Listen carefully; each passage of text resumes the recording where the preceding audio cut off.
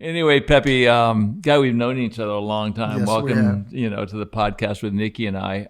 Thanks for having me. Your stories and seeing you at the Sugarloaf bench all those years and knowing what you did more prominently as an all-tackle guy offshore, but winning 5 all-tackles with Billy Knowles, the World Championships, the Rolex twice. Your father was an offshore guy. You've got a really big spectrum behind you. Yep. Let's start at the beginning. Your family moved here, I think it was in 59, if I'm not mistaken. That was right after Castro started taking over. Yeah, that's right? correct. They had to leave. They came with their suitcases and the clothes on their back, and that was it. That's what, most Cubans, when they came over back then. Right. That's Chico, except for he got his car over here. What did your parents do in Cuba? My dad was in the electrical business. As are you.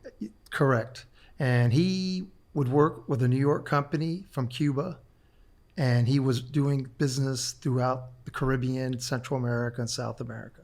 Were they fishermen in Cuba? No, my dad really wasn't a fisherman until he got to Miami. And then what was that inspiration? I mean, did he have friends? I mean, how did he get connected? He just bought a boat, and we went to Fowey Light and basically just snapper fished. And that's basically all his fishing until later in life. He got a big boat and got a captain.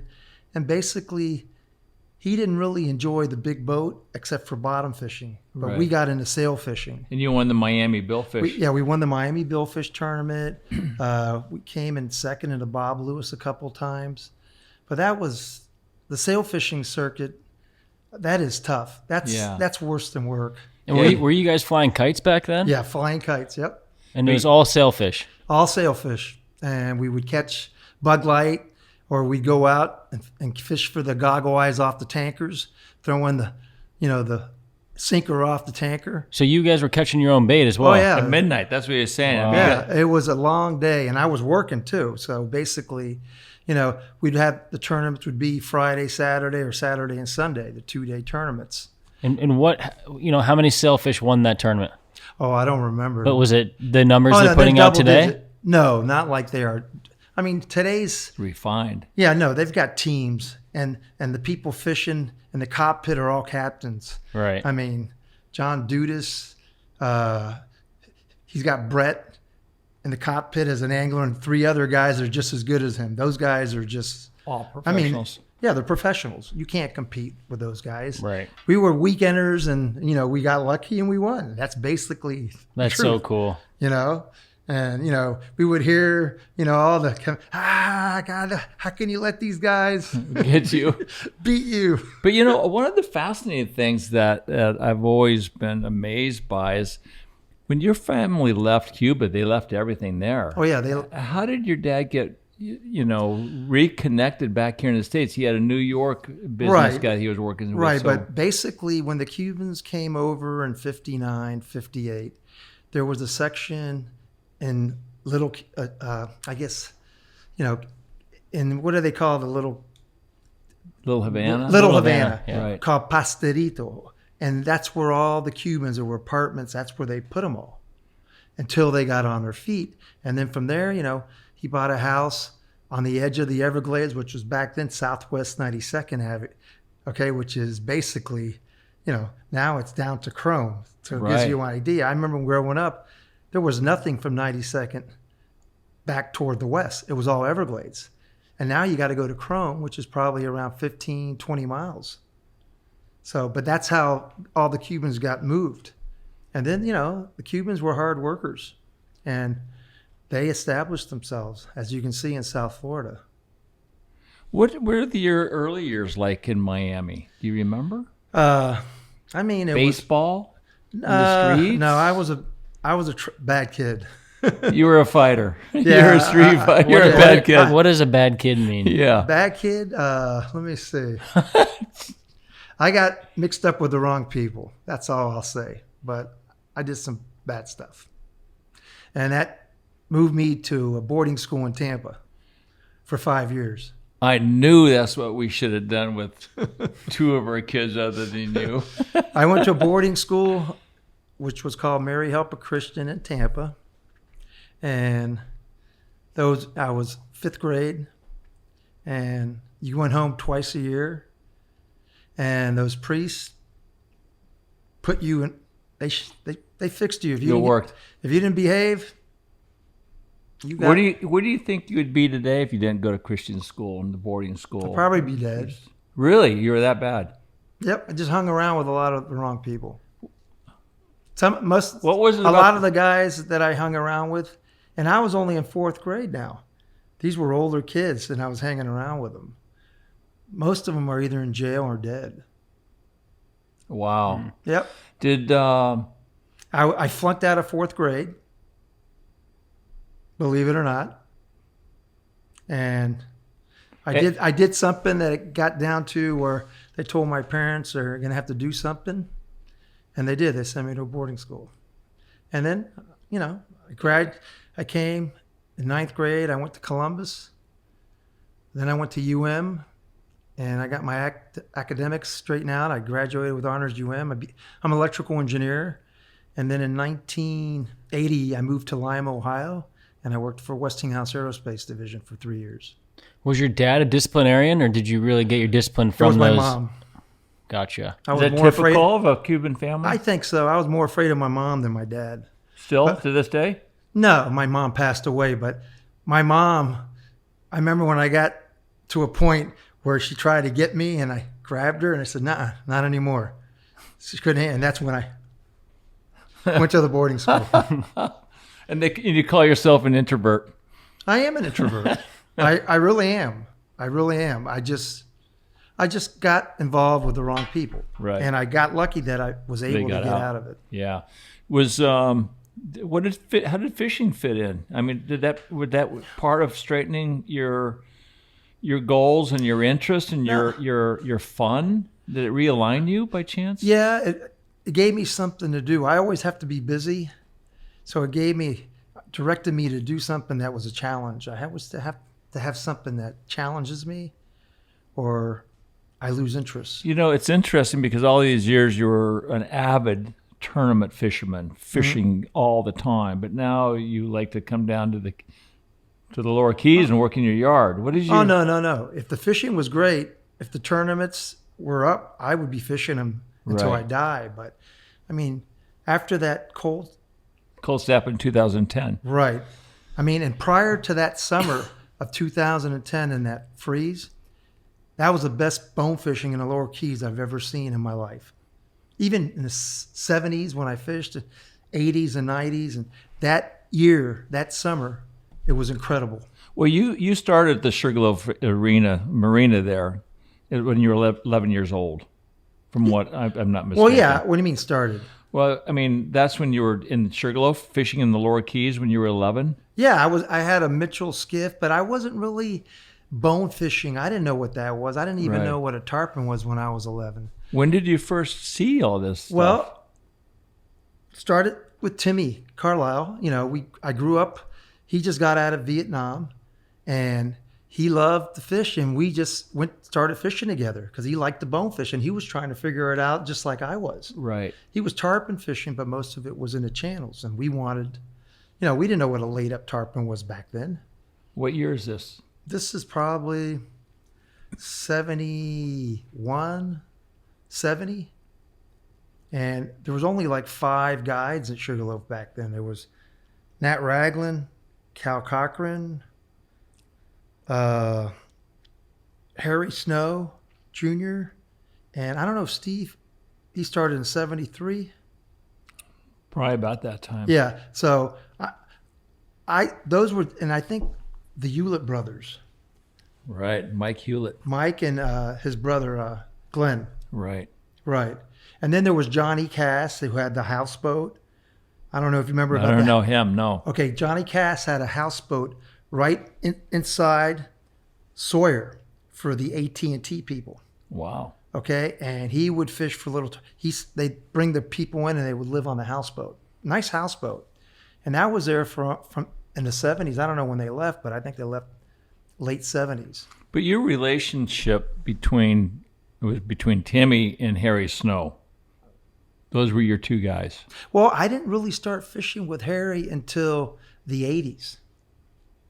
Okay, I knew. So Timmy was your first guy for a long time. Yeah, me and Timmy hung around, and we'd go whenever he had a day off. We'd go and explore. What do you call Timmy? Birdie. Birdie. How'd you Yeah. come up with that name?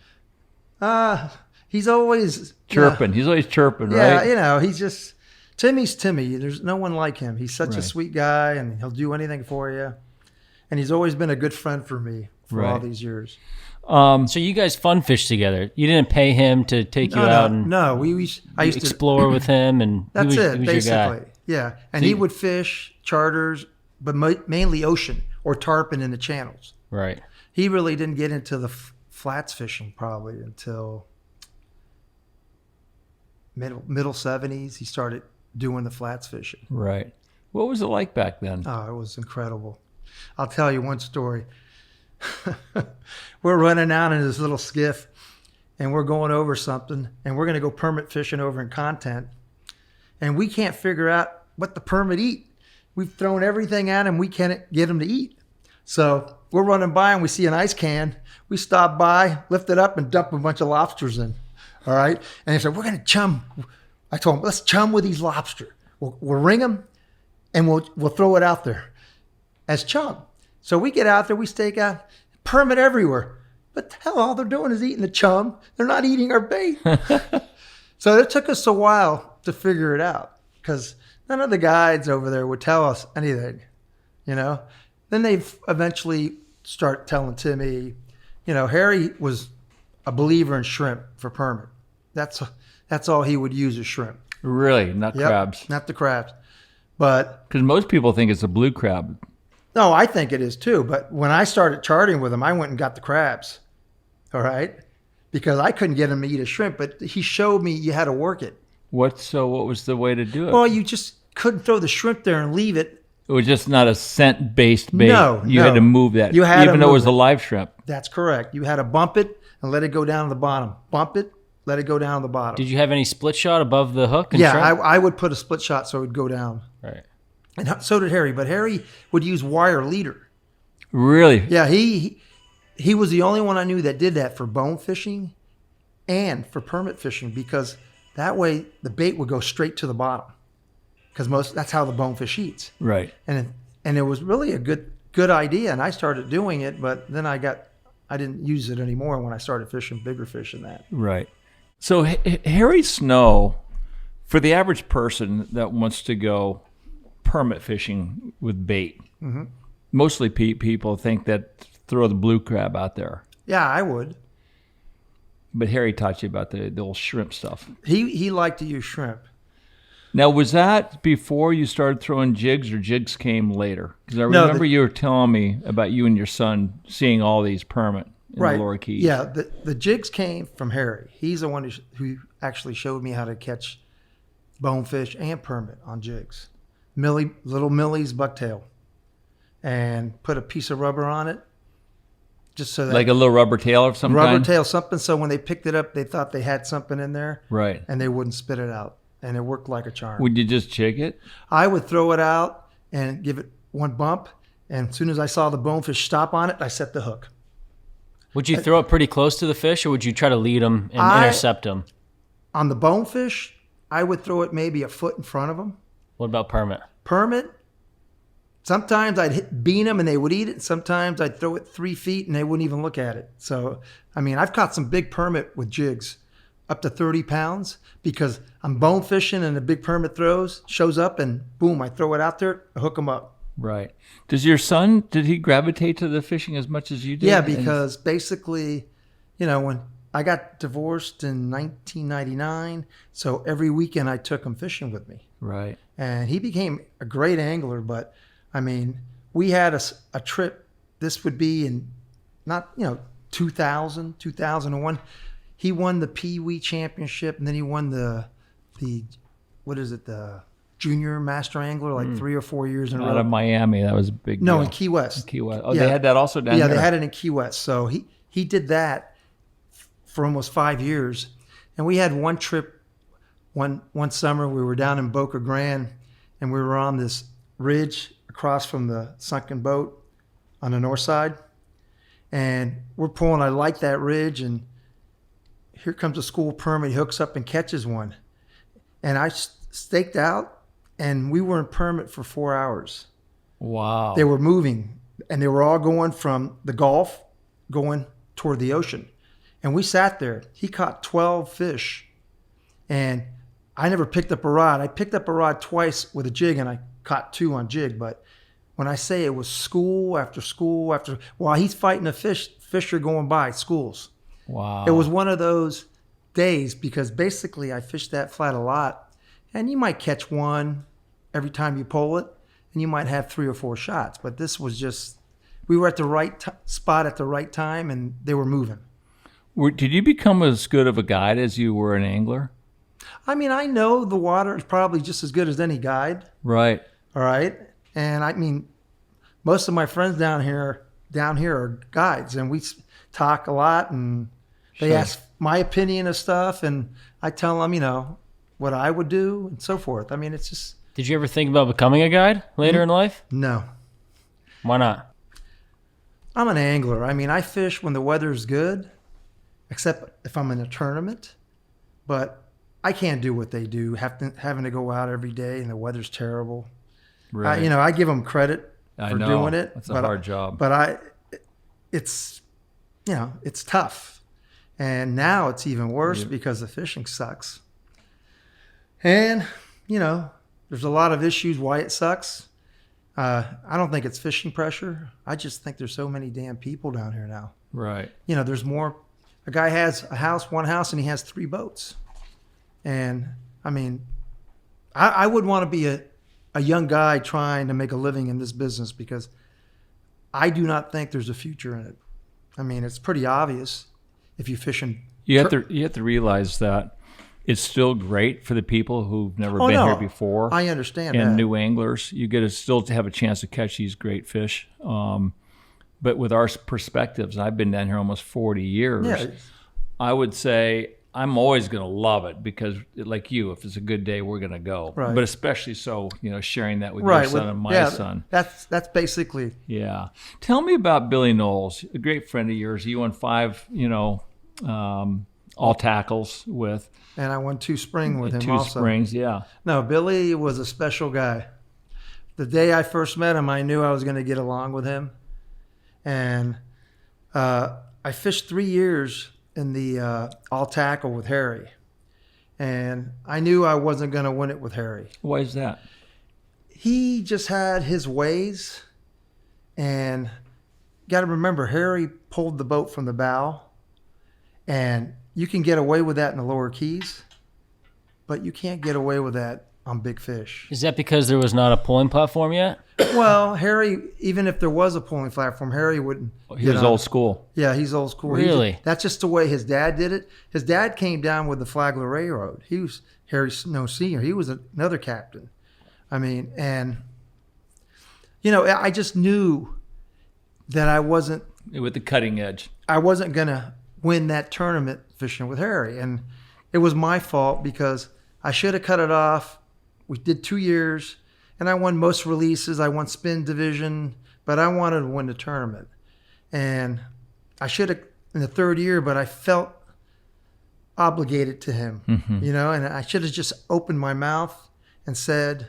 You don't want to hurt people. Yeah, I didn't want to hurt him. But at the end of the day, the 3rd day, he was taking me to the same spots, and I wanted to go somewhere else because I was going down in my boat and fishing, and I was learning it. And I said, Harry, if we're going to fish this, just take me back to the dock. I'm going back to work. I'd rather work. And I did. I paid him for the full week, and I regret that. I should have but I didn't want to hurt his feelings, and at the end of the day. You hurt his feelings. I hurt his feelings, So he was a little bit of creature of habit. Yes, he was. But. The times are changing quickly. Yes. And there's a difference between doing well and winning. Right. And I wanted to win, and I wasn't going to win with him. And I didn't. I just did it the wrong way. I just couldn't do another 2 days of it. Yeah. So then you linked up with Billy, and would you talk to Billy about where you wanted to go? Was it an open communication? We had an open communication. So that ended, and I called Billy up that afternoon and told him, next year. I said, no problem, son. Okay? And he would ask me And then I would ask him, and I said, no, you go with your spot. But toward the end, we would both be equal in that because he taught me a lot. I learned real quick. Was there a learning curve to catch the fish in Island Mirada versus catching the fish down here? The big fish up there that were more notorious? No. Or did you have big fish down here as well? We had big fish. I mean, the biggest fish I know that was caught down here, the day Timmy caught that record with me, I forgot the guy's name, but he caught almost a 13-pounder in Content Passage that same Saturday. The big fish down here are difficult just like they are up there. The only problem is that there's just more big fish. Up there. In Island Mirada, yeah. Yeah. Because I know, I think Gordy Hill had caught a couple of 15-pound fish down here back in the Contents also. Right. So they were here. But let me ask you, over all those years during these tournaments, we used to have to bring our bonefish back to the weighmaster. Right. From wherever you caught them, whether Right. you're in the Lower Keys. I remember Timmy Hoover and I were in the spring fly one year. We caught a 12-pound fish on down in Marathon, but we brought that fish all the way up in the live well Right. to Island Mirada. Do you think that they had a larger population of big fish because all the big fish were being brought back to the weighmaster during these tournaments, the all tackles, the fly tournaments, etc.? No, I think the big fish were there because of the bottom. You know, the good grass, the bait, and these fish didn't have to go everywhere to get food. Right. You know, that's why you had certain populations, Shell Key, you had Pollock Point, the Swash, you had the Petersons, you had Cotton Key, Crab Key, Twin Key, but then you had big fish in the second point, you know. Right. You know, Green Tree, you know, there was big fish, there was population of big fish everywhere. But I think it was the bottom. The bottom up or down here is hard. You know, it doesn't hold the food as well, or right. the population of that's what I think. And I mean the resource. And if you wade in Island Mirada, you sink. You see, it's muddy, yeah. You know, and here you can walk. It's hard. Were you wading back then down here? We would wade when I was a young kid with Timmy, me, and a couple guys from the arena. We would go to Marvin Key, that little flat where the beach is. Yep. And you go to the west a little, and there's this flat. We would anchor up in there on the incoming tide, and we would wade for big fish, schools everywhere. Really? Yeah. I did that for 3 summers, all right, when I was in high school, and it was a ball. I mean, it was incredible. And now it's inundated with 20, 30 party boats. But you can still catch a lot of bonefish, but they're little, but I mean. Yeah. What I remember, I'd only done this a couple of times. I fished the Slam with Harry Spear. Right. And Bokar. And you fished a lot against Bokar. Right. But I'd never seen a fish light up like it did when it caught some scent of a cracked crab above it on a fallen tide. Yeah. All of a sudden their body, I mean, they get stiff and they go like this and they all of a sudden swim up current. I mean, I thought that was just amazing. Well, I mean, it doesn't happen like that all the time. Right. I mean, I've had beautiful laid up shots, up tide, fish is swimming into the current, coming at us. I lay a crab out 5 feet from him, go to the bottom, he swim right over it, wouldn't eat it. Do you not smell it? No, he smelled it. Did you ever crack at the corner? Yeah. We used to bite the corners off, right? I'm the one who started it. Did you? Yeah, I mean, I wouldn't crack it until I saw one, and I bite it off and bite it off. Yeah. Okay, but no, I mean, we used to talk about this in the afternoon in the Lorelei, you know, throwing crabs and they just swim right over it. They were eating something else. That's not true. I heard that with, I guess Garen said that Right. on your podcast. Yes. And no, I had a lot of shots where they just swim right over the crab. And then I throw a shrimp, big old live shrimp bouncing. Same shit. Do you think when they're like that, fly fishermen can be more effective than the bait guys? I think on a tailing fish, a fly fisherman has a big advantage. Because you can present the fly without You can put it disturbing right the on fish. his nose. Yeah. You can put it right on his nose, and he'll get excited, and he'll eat it right. Boom. What's your favorite fish? Bonefish. Big bonefish. Tell me about a big bonefish. Well, I'll tell you about two of them. The one I caught in the fall. Fall fly? No, in the fall, all tackle. Okay. We got out that morning and we started on Key. It was the first day of the tournament. And lines in, I think that tournament, it was 7 or 7:30. But we started, as soon as we got there, there's a school of 11, 12-pound fish. Throw out and I hook one. We catch it. And the old man's telling me, son, it's first fish, first day of the tournament. It's around 11 and a half pounds. And I say, yeah, but we've had tournaments when we didn't catch all our weight fish too. I mean, you have 5 weight fish in a tournament? Yeah. Yeah. And I said, tournaments where we haven't caught maybe 3 or 4 weight fish. And the old man, yeah. And the old man's playing with, he got away. He kicked. So we go. So he had it in his hands, right? And he was controlling whether you're going to take that fish for a weight fish. And he made the call. He made the call. Okay. And I say, what are you doing, old man? And we head over to inside. Now, in Whale, if you know that, you got the main bank, you got the middle bank, and then you got the far east bank. Right. Okay. We stop on the west side of the middle bank. We pull, and we get on the edge between the third and the second bank. And we start pulling. And all of a sudden, on the edge of a bank, we got this fish tailing. So it's one fish. We know it's big. And you're in 3 feet of water and he's tailing. And I tell the old man, go a little closer and just stake out, old man. Let's not make any noise. So he stakes out. And I got my crab. I crack it. I throw it like 5 feet because the current's it's going to go right into him. Goes back into him. And I said, I feel him. And I go, bam. I said, old man, get on the motor. He's going to spool me. That fast. That fast. Okay. He goes with the current right down toward the bridge. All right. He gets on the motor and I can see my spool. Okay. I mean, those big bonefish, they'll run 100 yards like that. I mean, quick. Yeah. So he gets on the motor and I said, get right on top of him because, I mean, there's all kinds of structure there. So as long as we're on top of him, I can see the fish in the line and I can move it. And we just play like that for almost 25 minutes. Wow. Okay.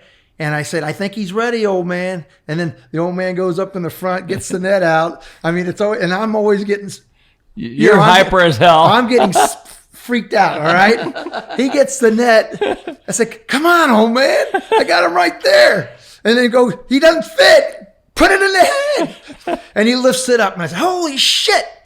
Like that. And I get the pump going and everything. I said, hold him there, old man. Let me get the tank filled because I had a tank in there. So he lifts it up and I slide him in there. We're running to the Lorelei. To weigh him. And I go, how big is he, old man? I'm not going to say, Pep, but he's a big one. So, well, what? Is he? I mean, he looks to me like he's over 14. And he said, he never, ever. Would call it out a number. He would never call out a number. Because he didn't want to be wrong? No, I just think he didn't want to get me all freaked out. Because I was already, easy to do. I mean, I'm getting talking about that right now. Okay, so we get to the Lorelei, and he brings me the canoe, and I handle the fish, and I pick him up, and I slide him in there, and I go up with the canoe, and I put my hand so he doesn't bounce out. Charlotte puts it on there, and I saw 15. Shit. And then it starts settling down, and it was 14.10 or 14.8. And then we rush back in, and we let him go right there, and he swims away. Extra points for healthy release. Right. So wait a second. I'll finish the story. So now we go back out, and we go now, and we start at the second bank again, but on the west side of it. So you go right back. Yeah. Right back to it. We go right back, and here's 3 big slobs tailing. All right? And I got everything's in our favor. As I stake it out, old man. How exciting is that? Okay. Throw it out. Bam. Caught a 12.8, 12.10. Okay. We're going back into the weight to weigh him. And Ricky and Mark Cockerham. Ricky Moeller and Mark Cockerham, which are, I mean, I fish with Ricky. I never fished with Mark, but I fished with Ricky when he lived in Miami. Great angler.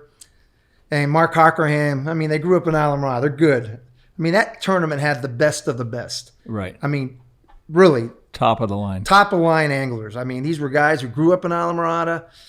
I mean, it was a tough tournament to win, and we all got along. So Ricky and Mark we're going back. Oh, they're coming in to weigh a fish, and we're going out after we weighed. I said, yeah. I go to Ricky. Yeah, he was 12.10, but tell him to tell you about the first one we caught. I didn't tell him the weight. And then from that, we went, and I caught 10 release fish between and what is that? What is that? Oh, God, I'm trying to think. What's that key past Bud and Mary's, that last key on the ocean side? Indian Key? Indian Key. Between and I caught 10 fish, and the smallest was 9 and the biggest was 11. Those were release fish. Oh my God. Unbelievable. Okay, and I think I had 4,000 and some points on that day. And the next day I caught 2 more weigh fish. Then on Wednesday we were weighted out, and I ended up catching something like 15 releases. Including on Thursday and Friday. No, on Thursday and Friday I caught 15 releases, and none of them were under 9 pounds. Okay, Oh my I mean, God. I caught 11 and 12 pounders Thursday and Friday that were releases, and that was my record. I think record high. I had 72 or 7,300 points. And you won that 5 times. I won that one 5. Yeah, In the spring twice. yeah. And the spring, my second big fish was in the spring, and then when I caught that one, I didn't even win the tournament. Ricky beat me out. Okay, that's how bad. I caught a 15.8, a 12-something, 2 other weigh fish, and I lost the tournament. Okay, but that fish was a classic too.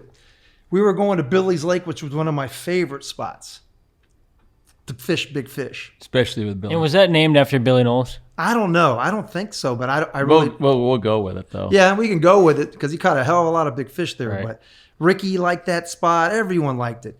And I liked the bank on the south side because when the tide was coming in, those fish would come out of the lake onto that bank. And it was so easy. I mean, I caught 3 13-pounders one day there, fun fishing with my son, Alex. Okay? I mean, it was incredible. It's just hard to describe unless you lived it because you don't believe when someone tells you these stories. Right. Okay? But we used to have 9B, 9A, which was Shell Key, and then the next bank and the next bank. And those things were phenomenal. You go on that bank in the evening and you have schools of big fish wherever you looked. All right? I mean, it was incredible. But in that spring tournament, it was the last spring tournament I fished, I think, and we had 2 weigh fish, and we broke one off, and I think the year prior to that, I had a release fish that weighed 14.10. A release. A release fish because we weighed it out, and I told Billy, let's just go in to see where we're going to go fish tomorrow, see if they're in there. And we went down the main bank, where the sign is right off the highway, but we went to the north and started. There was a mud in there I threw out, and the old man said, you're gonna be mad, okay? And that jinxed us because after I caught that release fish, we didn't catch shit after that. I couldn't make a good cast if I had to for the next 2 days. I mean, I couldn't do anything right. And he was right because you shouldn't have gone there to catch a And I fish. told him, let's go. I'm not going to catch a big one. I promise. You caught a 14. Yeah, I didn't know how big he was. But going back to that tournament, the spring, we went to the head pin in front of Ligman Vitae on the north side of Billy's Lake. You know where that is, right? Yep. Okay. And we stopped at the head pin, and he gets up on the platform, and I'm all ready, and I get on my platform, and I look down, and I said, oh, man, you see those 3 fish swimming right by underneath the boat? Says, no. So I'm going to let them go. I'm going to throw it way out there and see if they eat it. I mean, there were 3 huge fish. So as soon as they got around 30 yards, not 30, 30 feet, I heaved it way in front of them. And believe it or not, one of those suckers ate it. And it was 15.8. What's your biggest bonefish? I've caught 3 fish over 16. Not in the tournament. I caught one with Billy and Sue, what was that? Cocking? Yeah, cocking. Yeah. Okay, and she did an article on it. I caught one showing Joey had a bonefish in Alamorada, which was 16. Is that Joe Rodriguez? Yeah, Joey. I call him. I've seen that photo. Yeah. We weighed him on 2 scales. One had it at 16.3 and the other one had it at 16.10. Wow. Okay. And then another one I caught, what was that other one I caught? I caught one on Pollock Point, which was over 16. What's the key to catching big fish? You want the truth? Yeah. A lot of luck and some skill. Putting the bug in the right spot. Yeah, but that doesn't guarantee it to you. I mean, Right. you got to put it in the right spot, but I mean, that's not true. See, in fly fishing, you've got to not only get it in the right spot, but you have to understand the dynamics of the movements of the fish and moving Right. the fly in the right way. Yeah, you got to see And how he different- reacts. Different flies, you move different ways. Right. But with the shrimp or the crab, like for the common man thinking, I want to go bone fishing, what do I do? And Well, you got to present the bait as quietly as you can, and it's a crap shot. whether He's they going bite to or eat not, it. He's going to eat it, or he won't eat it. kind of like any other fish. Right. So it's not 100% when you do everything right. I've had a hell of a lot of refusals, and I'm not the only one. I mean, I used to hear the stories at the bar in the afternoon how schools of fish were going right over bait. Right. I mean, that was a common occurrence, and you would hear it every day. Did you ever have anybody? Well, it's an all tackle, so some of the guys were throwing flies. Yeah, in the there was all people tackle throwing flies, and because you get more points or whatever that may Right. be. that's correct. I mean, that's when Did you do that when you were winning the all tackles? No, I caught- You just stayed all bait. No. On the releases, I stayed with a spin artificial. I caught all my releases on spin artificial. Every bonefish I caught was on artificial. But the big fish, you wanted to have the On bait. the big fish, I didn't mess. I've caught some wayfish on artificial when I'm shoreline fishing, because they'll eat shoreline, but the fish in the back, no, they're not. I mean, they will eat a jig, and But not a lot often. of people have caught a lot of big fish, throwing plugs and so forth. But, in the tournament, I want to make sure I know what's going to work. And crab, to me, it's not 100%, but Pretty deadly. it's pretty deadly, when they're eating. Do you think as time has gone on, you think the skill level of these anglers have diminished? No, I mean, not during that time. No. What I'm saying now is, do you think the anglers today are better than the anglers in your day? Yeah, I think Do you really? the guys are better. I think the anglers are better. Yeah, I do. Yeah, it's like anything. Basketball players are better today than they were, Because I always heard during that time frame of when you were fishing the all tackle and stuff, the bait guys, the fly guys, especially the bait guys, were unbelievable. They wouldn't miss. They took it very seriously. They would fish 40, 50 days a year throwing bait at these permit and bonefish. Mm-hmm. And you don't really see that today. Yeah, because you don't have the fish. You had the big fish. You don't have the the big- tournament's changed. Yeah, if you had the big fish, you would still see. I mean, that's a progression in human nature. Everything, Evolves. you're going to be better than your dad in fishing. If you might not catch the fish he's caught because there's not any fish to catch. Right. But you're going to be a better fly fisherman than him because he's teaching you. That's progression in anything. In Right. sports. But I think it goes back to what you said.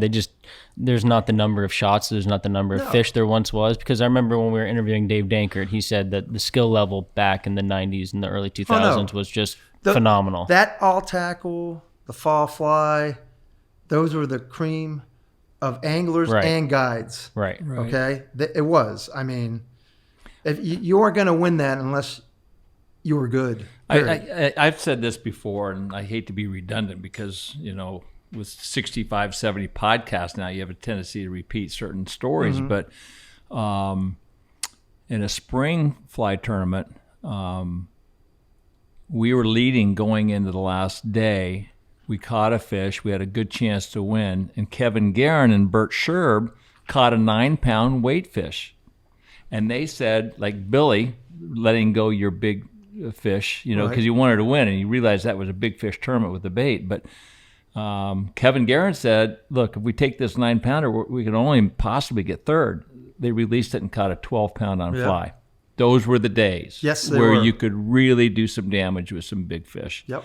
And unfortunately, I think a lot of these tournaments, like the spring fly, there are not many guys fishing it anymore because we've lost the fish. We've lost the numbers. No, I mean, it's a shame. Hard. Yeah, it is a shame. It's sad because we all fished, all 5 tournaments. We fished 3 tarpon tournaments and the 2 bonefish tournaments, and then people got into the I used the to permit love it. And the keys. That's now. what I looked forward to every year, the fall and the spring. When Bo Carmi talked about it, I said, let's do a spring because we enjoyed the fall so much.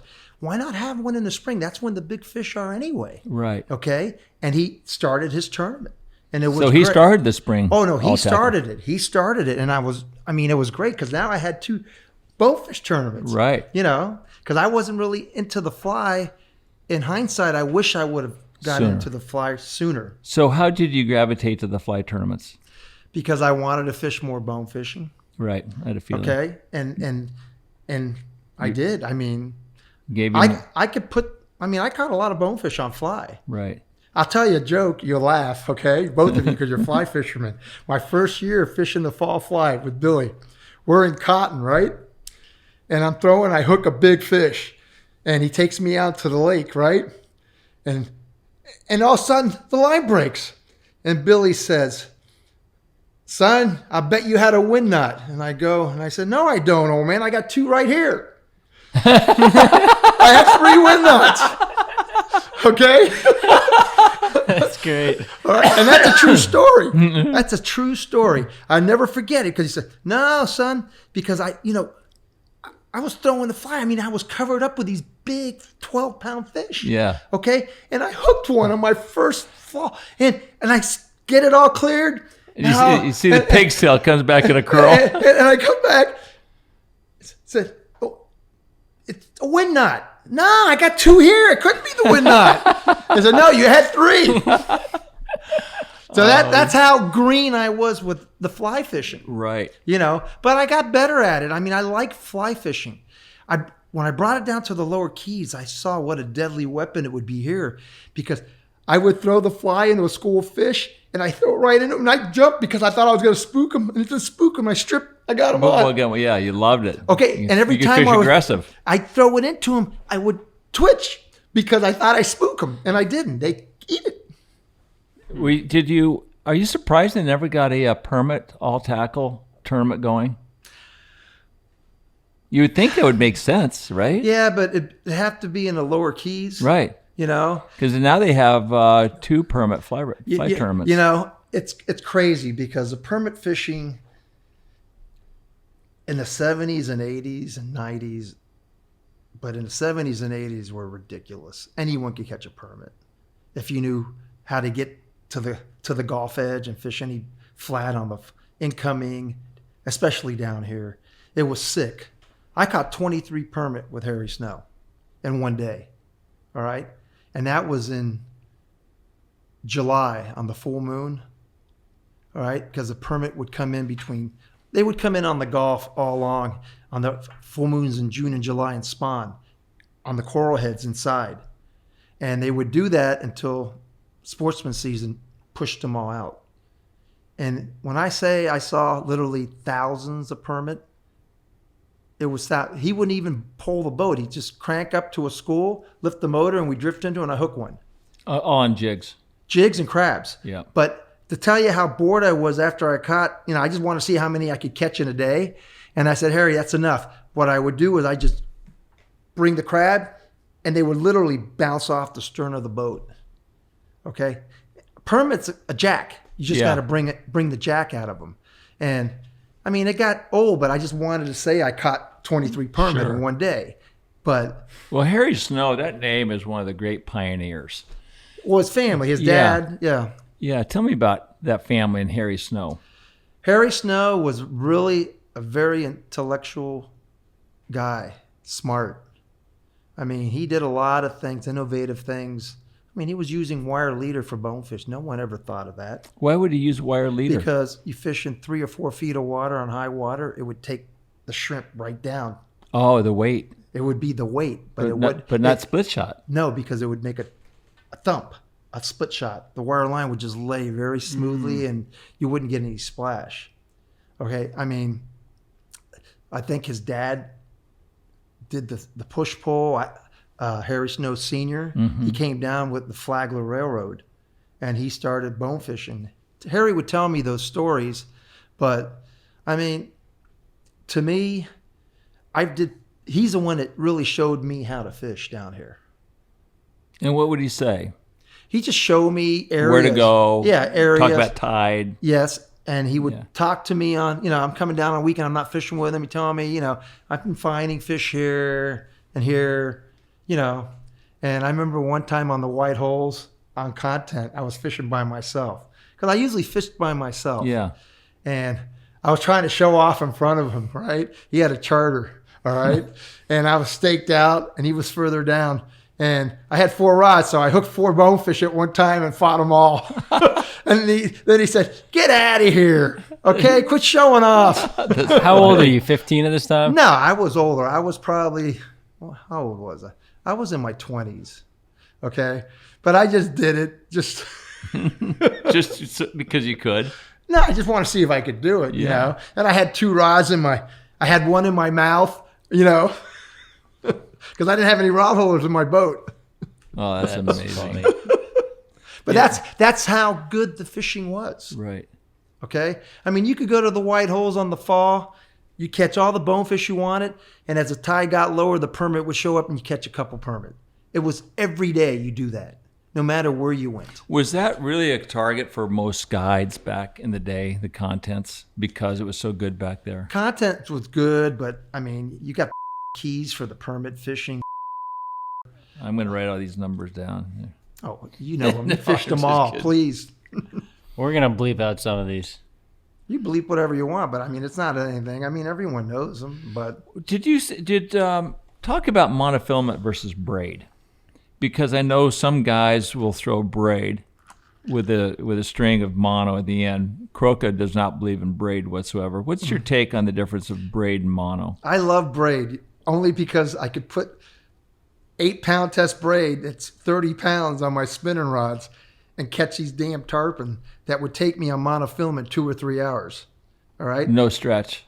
No stretch, but I broke a lot of rods, but they were guaranteed if they broke, I get a new one. So I take it in and I get a new one. But when braid came out, I started tarpon fishing again because I got tired. I hated tarpon because every time I'd hooked one on 10 or 12 mono, I mean, all you're doing is just falling around. Right. After he jumped. So I was just start breaking them off. But then I got even with him with braid. All right. Man, I would put the hurt to him.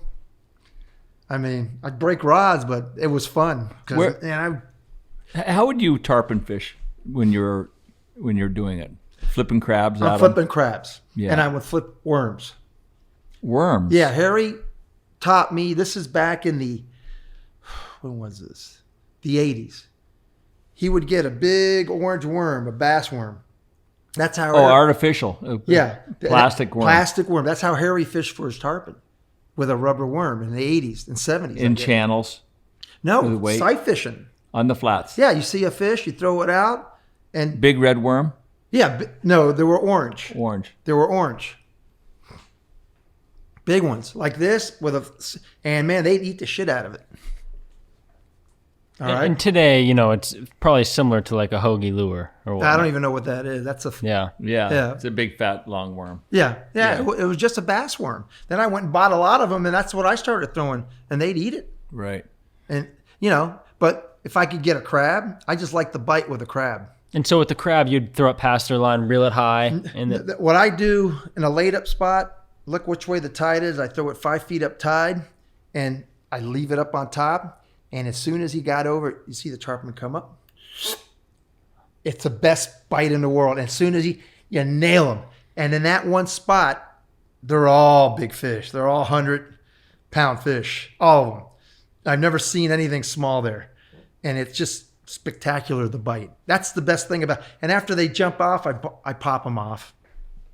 Yeah. There's no reason, I think Carlos... Solis. Can't remember his last name. He was saying Carlos Solis. Solis, yeah. He was always saying, tarpon fishing is like digging a ditch. You're always pulling up and cranking down, digging a ditch. Oh no, I shut the motor off as soon as I got close to him, and he dragged me in the boat because I would not give Right. Okay, I cupped the reel. Hold on. And either he was going to break my rod or he'd break the line because I was done with him. And broke the rod a few times, and the other thing, you just pop it. So how'd you get out of the tournament scene? Because you won so many. I got out of it because when the freeze hit and I saw the devastation of the bonefish, it was over. There wasn't any bonefish. I mean, Mooney gave me a call and told me that there were 13-pound bonefish in his dock in the basin. I mean, it was done. And that was after the 2010 freeze. Yep. Yeah. It was over after that. I mean, I remember last spring bonefish tournament I fished. We fished 2 practice days and 3 tournament days, and I had like 5 shots in 5 days. But you're looking for big fish. There was none.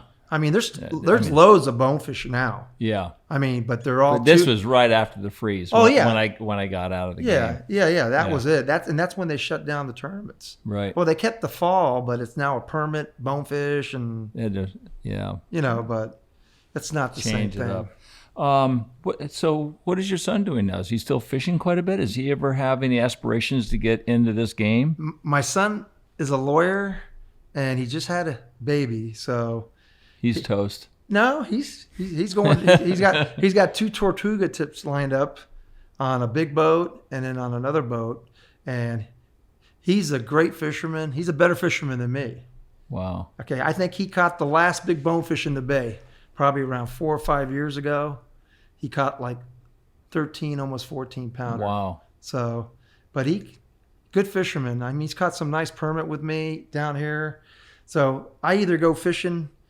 If he can't come down, I take Timmy fishing, but I don't pick up a rod anymore. I like to yell at people. You like to watch? I like to yell at people. You know, I love polling. I love it too. Love it. If the fishing's slow, I'd rather pull than be on the casting platform. No, yeah, I can imagine. I mean, who's the best fisherman you ever fished with?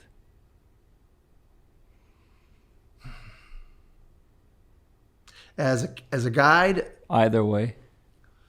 You were mentioning Croca a little bit earlier. I think the best fisherman would be Harry because he could throw a spinning rod. Harry Snow. Yeah, you want me to tell you the story about Harry and Isla Mirada? Yeah. Please do. I was beside myself. He was making me throw shrimp, okay, at these big bonefish on the inside corner. You know where the inside corner is? As you come out of the Lorelei, you got the wheel ditch. Right. On the other side of the mangroves is the inside corner. Then you got the middle, and then you got the outside corner right across from the football field. Yep. Okay. We were in the inside corner, and I'm spooking these fish. They want to eat. I'm putting the shrimp there. And I said, Harry, you can't catch these fucking fish. All right? And Harry said, okay, get over here on the pole, and I'm going to show you that I can catch these fish. And believe it or not, that motherfucker caught the fucking bone hook. But I start pulling. Here comes a school of fish. He throws a shrimp, puts it right on his fucking nose, hooks it up, looks back at me, cups it, and breaks it off. All right? And I went back to the bow, and I fucking couldn't catch a fish the rest of the fucking day. All right? Seriously. What was he doing differently? He could put that shrimp. Better caster. Better caster. At that time, better caster than me. Best caster I ever seen. And the only one that comes close is Mark. Right. Okay? I mean, he did it nonchalant. Right there. And they did that underhand flick. You do that too. That No, splashless cast thing. But, I mean, proof's in the pudding. He shut me up. I said, you can't catch these fish. What happened in that one? I heard a story. I don't know if this is true or not. My dad told me that story about that one tournament, that bonefish tournament, where he got in an argument with a guy that was claiming Cut a world record, 2 16-pound world record fish in the fall fly. Yeah. He caught a 16-something and a... Well, tell us about that. You were at the fishing club or something after a day? Oh, yeah. We're having drinks. I was into my, probably 8th vodka. And this was in the fall fly. Yeah. I got kicked out of the fall fly for that. Yeah. Believe it or not. Can you believe that? I was in that thing. Yeah. And I don't even remember the guy's name, but I'm sitting there talking with someone, and I was pissed more because he replaced Timmy's world record that he caught with me, the 14:10, because he had the record. And then this guy catches a 15-something in Key Biscayne. Kalman, or I forgot the guy's name. Something like that, yeah. Yeah, I don't know what his name was, but he came in, and I guess someone gave me a nudge and got me going. And basically, I regret it, but basically I said, you know what? You didn't catch those 2 fish. Why don't you come out and admit it? You weighed them on a marlin scale, okay? And I'm going to do a favor. Go get a 2x4, and I want you to hit me over the head with it, okay? Because I was just reaming into the guy, okay? Until I said, basically tell him, get the hell out. And he finally got up and left. But I guess someone gave me a little nudge or something, you know? But they got me going, and I had a few vodkas in me. And vodkas will do that to you.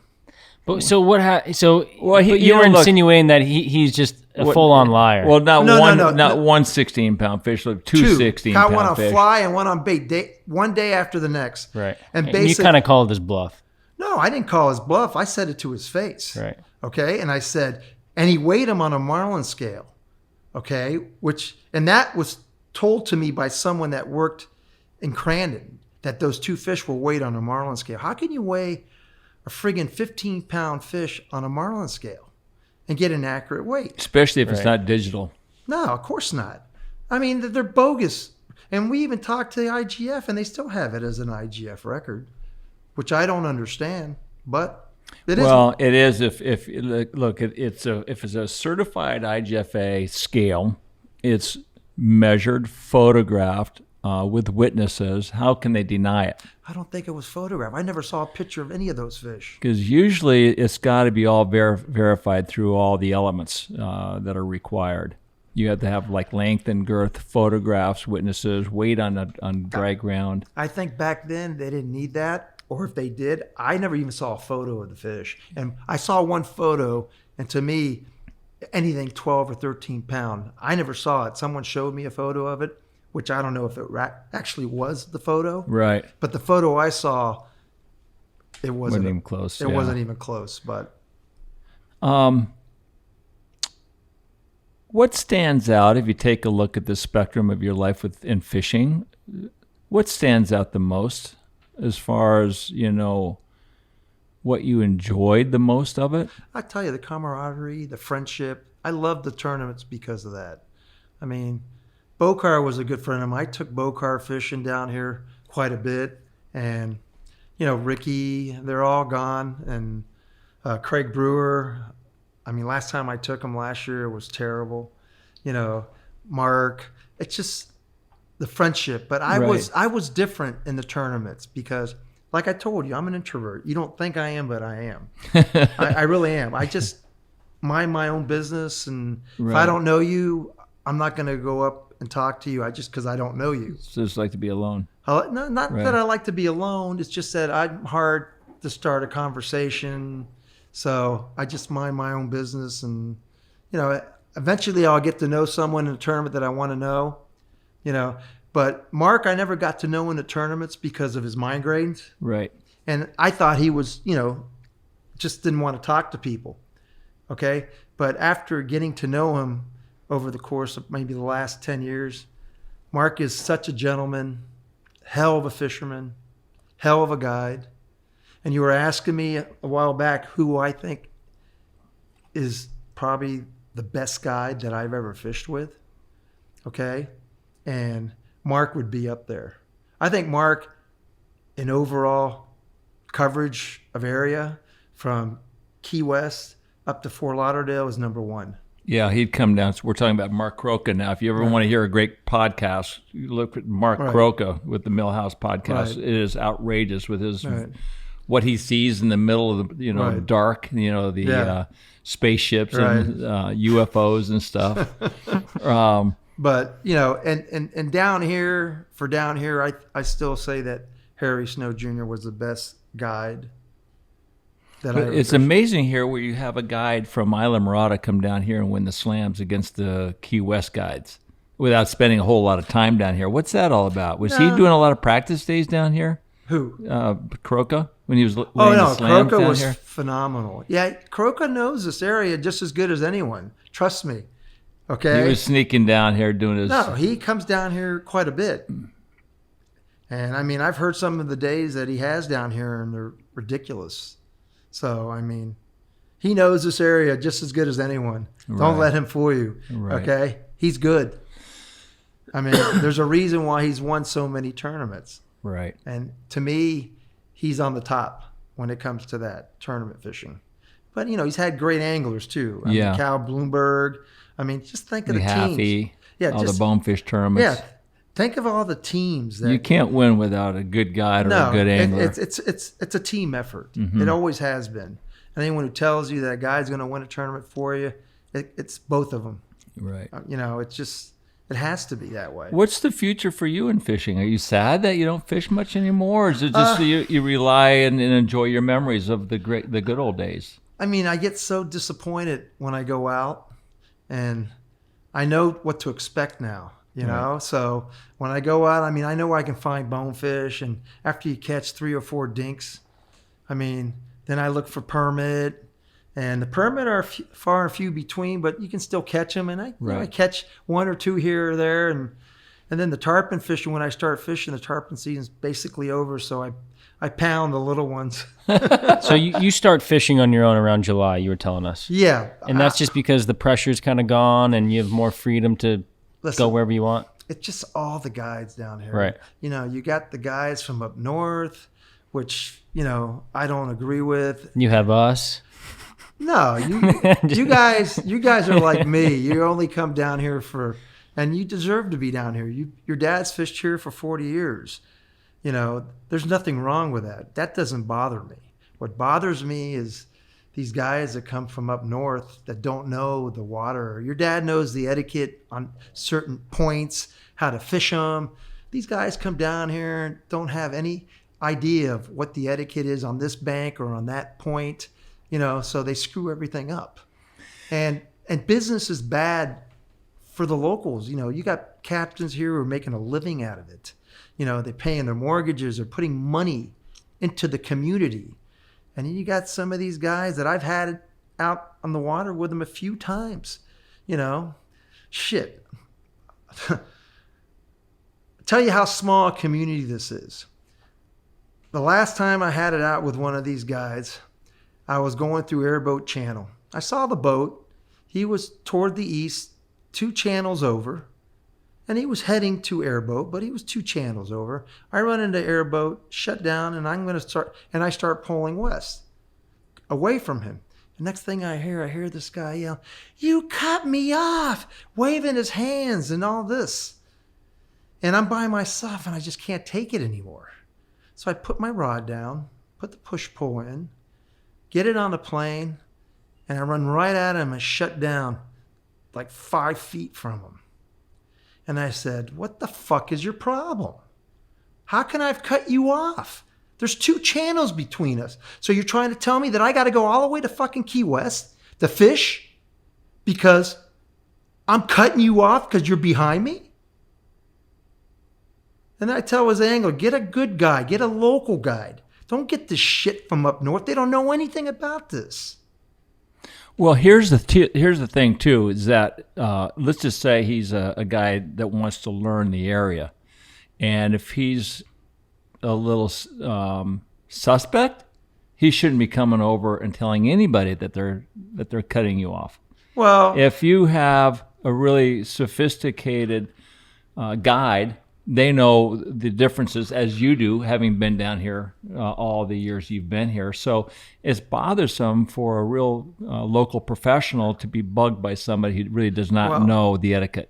Right. It's not even the etiquette. I mean, you got 2 channels between you. You don't have every flat.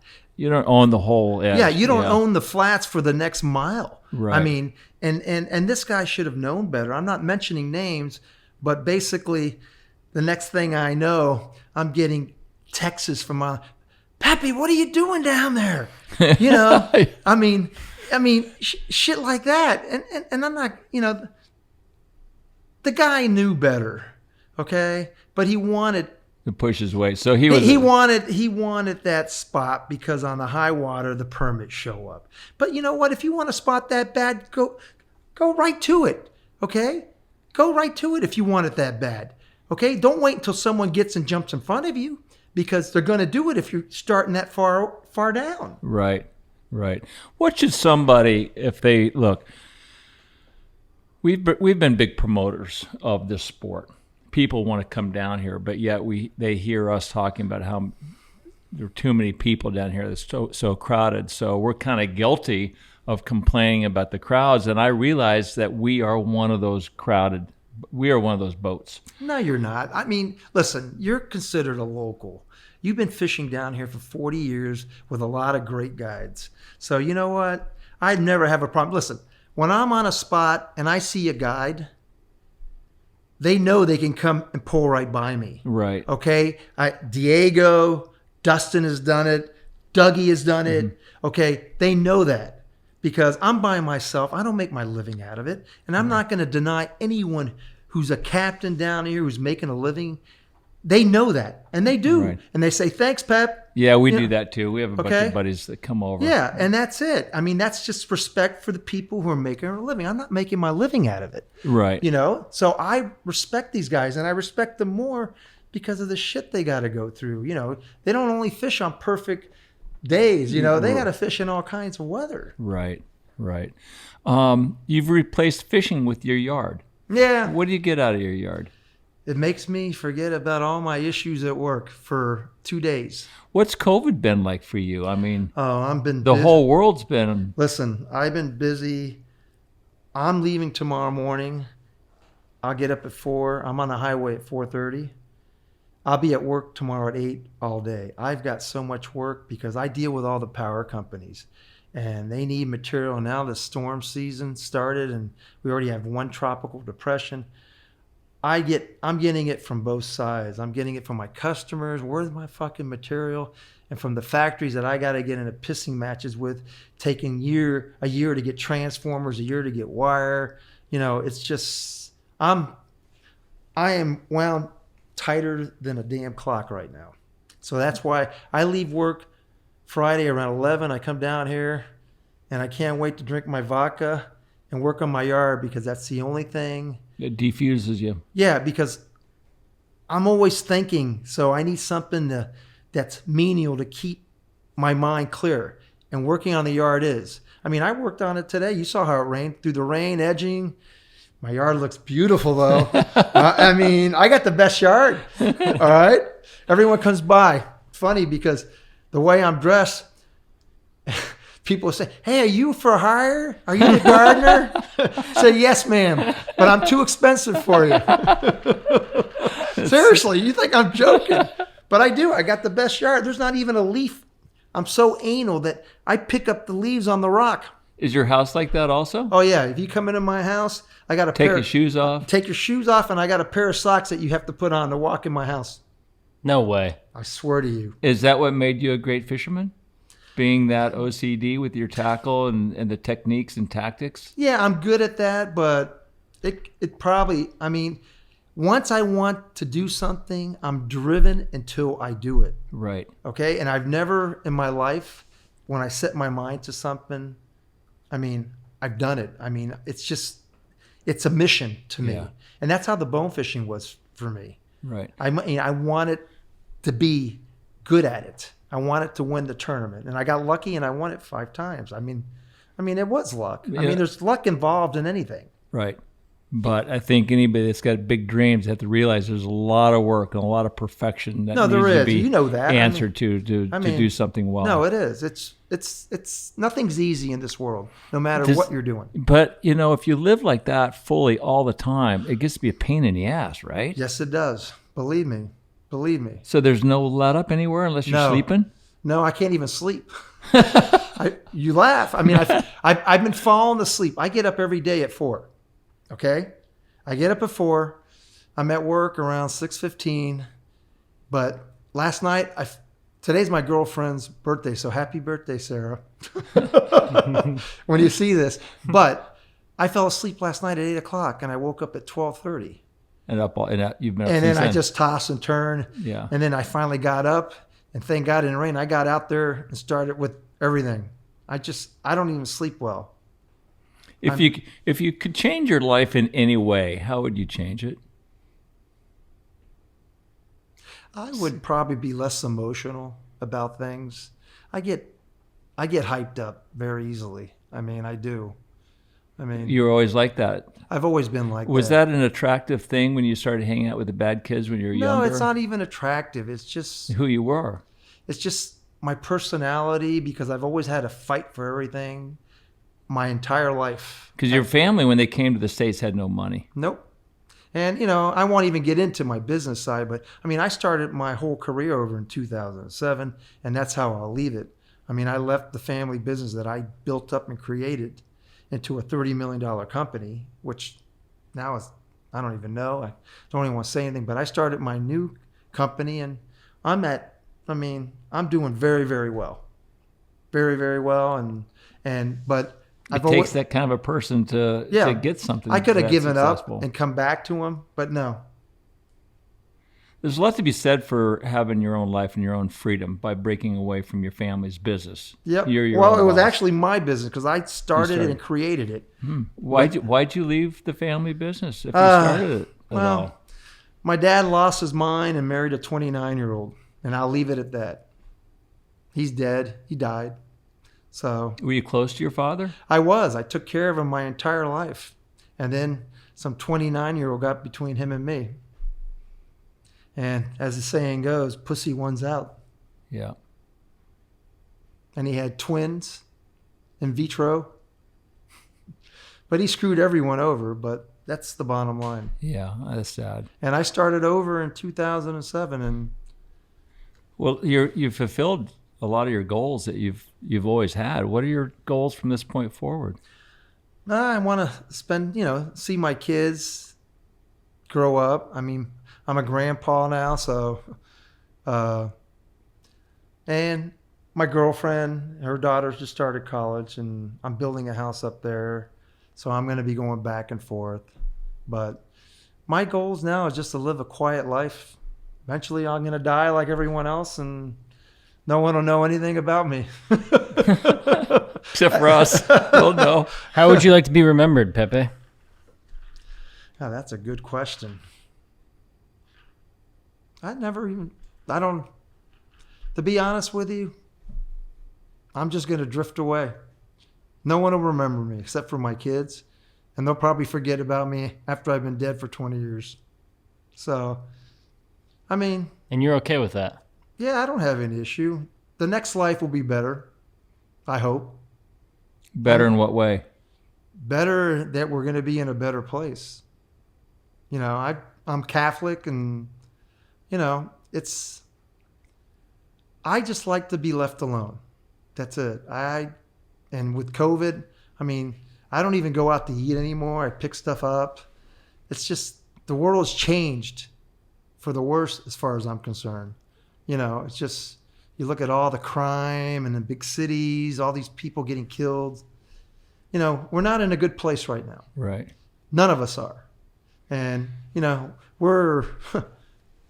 we got a lunatic in Europe who could start a third war that could kill us all. And we got someone leading this country which is taking us down the wrong road. So, I mean, how do I want to be remembered?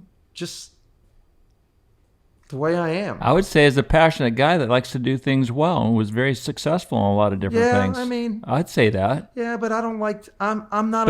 But I'm saying that for you. Yeah, I'm not a materialistic guy. Right, but you've won at a variety of levels. Yeah. But you think your life would be a little bit less stressful and maybe a little bit happier and freer if you were to sell your business? Sounds like you could. No, Or you need to have something. I need to do something. I have to keep busy. That's Right. me. The day that I stop keeping myself busy is the day I'm going to die.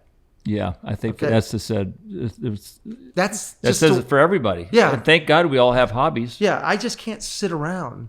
I can't sit around on a beach, you know, and I go to a lot of beautiful places in the islands and, you know, and I'm working and as soon as I'm done working, I go to the bar and have some drinks so I can get a good buzz, okay? Because it makes my evening go nice. And when I go home now, I'm going to smoke a cigar and chill. And I look out at the canal and look at the water and look at the beautiful yard I just fixed. And it's pretty simple. I mean, I'm a simple person. Anyone who knows me knows that.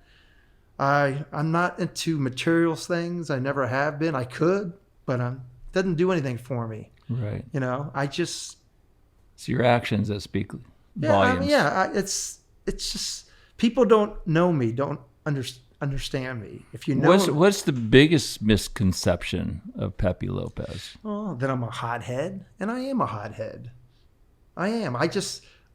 When I see a wrong, I try to fix it, and that's why I get into being a hothead. Okay, I don't like people bullying people. I'm always be there defending them. I just don't like arrogant people, and I don't want to be around them.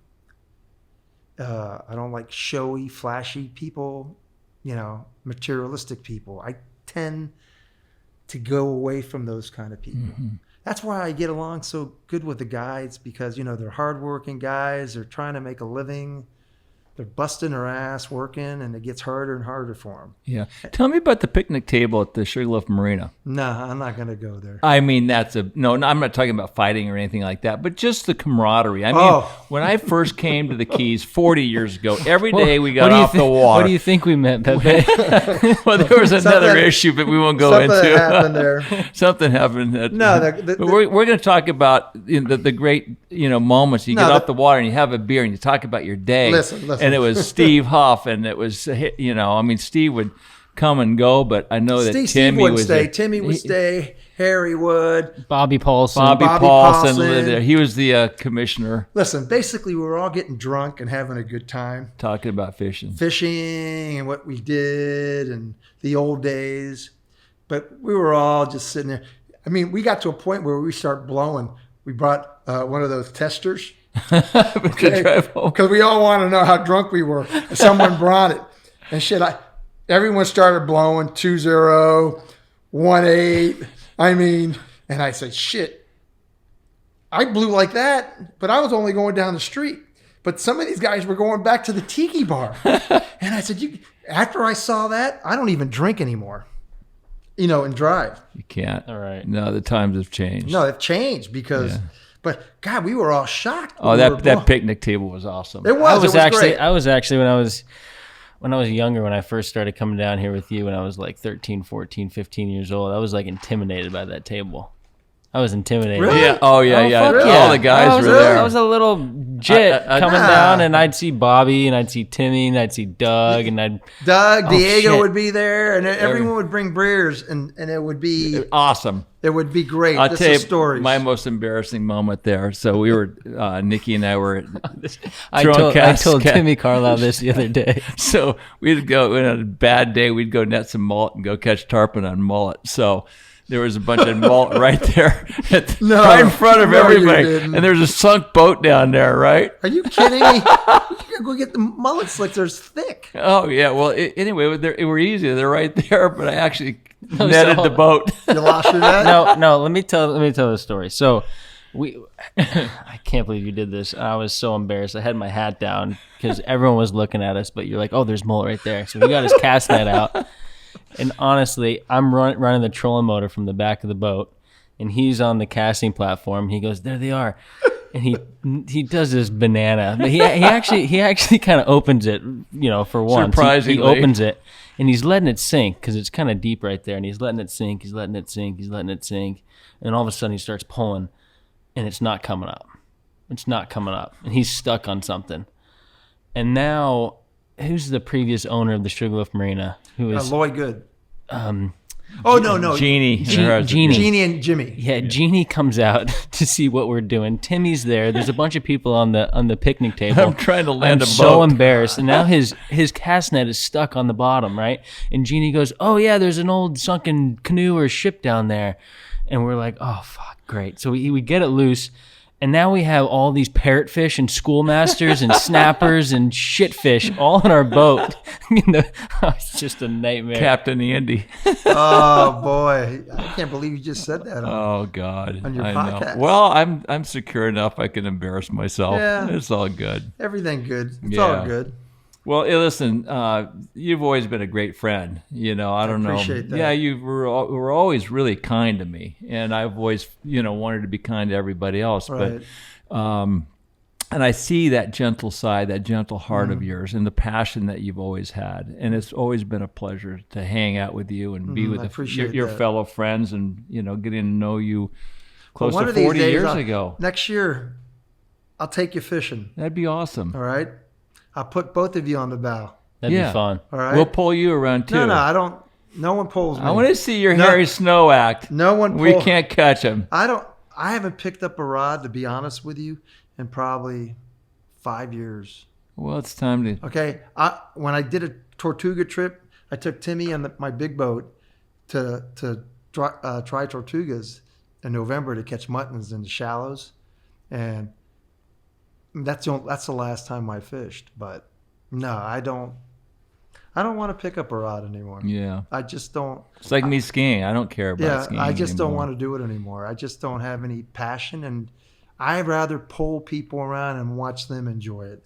I get enjoyment of watching someone I do get it. that. Okay, Yeah. I don't know how to describe it. That's why, me and Dougie have already had this conversation. We're looking after Timmy, and I'll probably take Timmy fishing next week. Awesome. I'll get him on the bow because I love yelling at Birdie. All right. But, that's what I enjoy now. I just like to take my son out, I pull him around and I lose it with him. Really, I'm not a good person to fish with. If You demand perfection. If you screw up. See, Nikki, I'm not the only one. No, shit. I thought my son's bigger than me. He could probably kick my ass, but he knows better because I'll probably get my gun and shoot him. Okay, but I felt bad. Some of the stuff I've done to my son. Sorry, Alex. I apologize, but I'm not an easy person to be with on a boat anymore. I'm not. That's why I don't go. When I go fishing, I go by myself. Maybe we won't go fishing with you. No, then. I'll take you. I'll try to behave myself because I know your dad can handle a fly rod. Now, if you can't, then you're going to be in trouble. But I'm sure you can. I because your think dad- I'm just going to sit back and watch the firestorm. But that's why I go fishing by myself, unless it's someone that I know very well. That can get it done. Well, No, not that. It's just that yeah, I you just want to lose be it. there. I just lose it. That's sorry, but You want to Well, catch every fish. Well, we love you. We love No, I you, Pepe, appreciate and that. thank you for joining us and No, your I great enjoyed stories. this. Yeah, it's good fun. Yeah, it was. All right, And I pal. hope people see how the fishing used to be. Thanks so much, Pepe. Thank you. Thank you. All right. Thanks. Yeah, thanks, buddy. When I saw it's West Side Story, when I saw it's just alright.